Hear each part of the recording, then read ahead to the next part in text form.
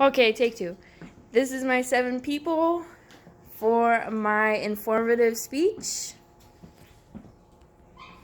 All right, before we start, can I have a volunteer to help me with the slides, please? Caleb? Okay. There you go. So, my name is Jesse Conley. This is my informative speech, and it's going to be on Lake County taxes and Illinois taxes. All right, before we start, I'd like to go over 3 definitions. Revenue, assets, and levy.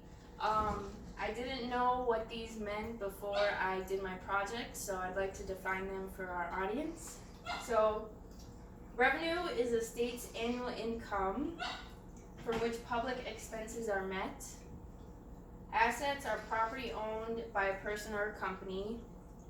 And levies are an impose on a tax or bill or fine. So now that we got our definitions under our belt, do you, Lake County taxpayer, know where your tax money goes and how it affects our community as a whole? I did not know before I did this project, but today we're going to dive into where our tax money goes.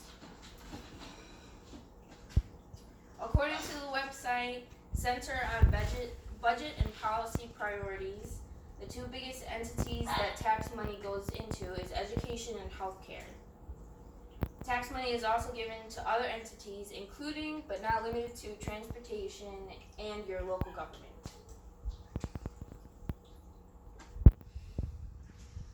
So now that we elaborated on how taxes overall are distributed, let's talk about specifically Illinois taxes and where Illinois taxes go. According to IllinoisPolicy.org, in their article on Tax Day, 25% of state revenue goes to public employees, health insurance, and pensions. This leaves a 75% of tax money to be divided up among other services such as education, social services, and public safety. Some examples of these are WIC, public mental health programs, and seminars on public safety. I included this graph to give a visual on how it's broken down, so you can see the majority of it goes into education and Medicaid.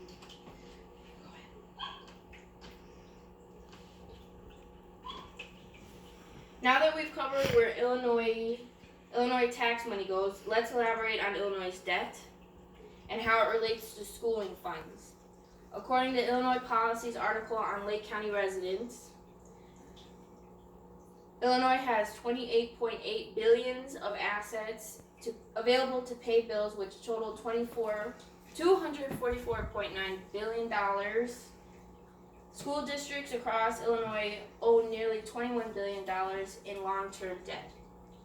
According to Forbes.com, Illinois is ranked number 4 out of the 50 states for being a sinkhole state. A sinkhole state essentially means that the state doesn't have enough funds to cover their debt. This means that a lot of schools are being cut funds and owe nearly $21 billion in long-term debt. Before we break down Lake County taxes, I'd like to explain the process of how taxes are sent out and eventually paid. According to Lake County's website, our treasurer sends out tax bills, then collects from taxpayers' property taxes, and eventually distributes funds for all of Lake County's taxing districts. Lake County only receives about 7% of the average tax bill payment. This includes funding for major government units such as the upkeep of Lake County, which benefit Lake County citizens and their property.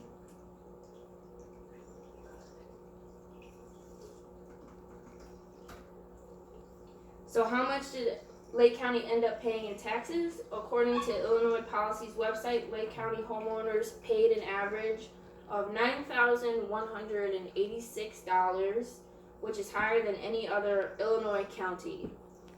Residents pay the 42nd highest effective property tax rate in the nation. To continue my explanation on Lake County taxes, Lake County property taxes, pay for teachers or public employees' pensions.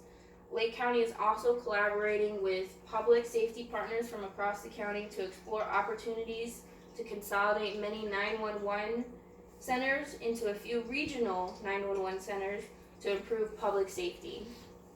This will provide cost savings. I provided a visual to help visualize the percentage of where tax money is going. There we go. So you can see the biggest is schools, specifically for Lake County. Okay, I can go to the next one. Okay.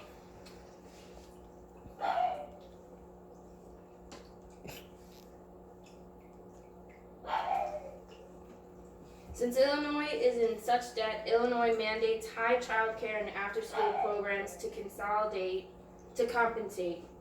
According to IllinoisPolicy.com, Illinois' excessive rules on how to spend tax money pertaining to daycare/after-school programs mainly increases child care costs, which can reduce the quality of child care overall.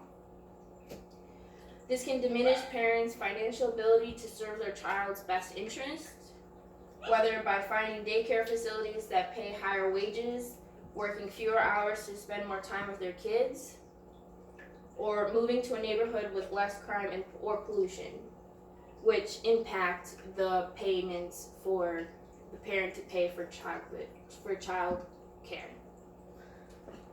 There are some positives pertaining to tax money being distributed to schools and its affiliates. According to Lake County's website, senior level teachers and most administrators are getting their pension, which includes full benefits and coverage for families and themselves. These are my references that I used throughout the project. And that's all I have for you guys. Thank you for listening to my informative speech on taxes. I hope you enjoyed it. Thank you so much. Yay! Oh my God.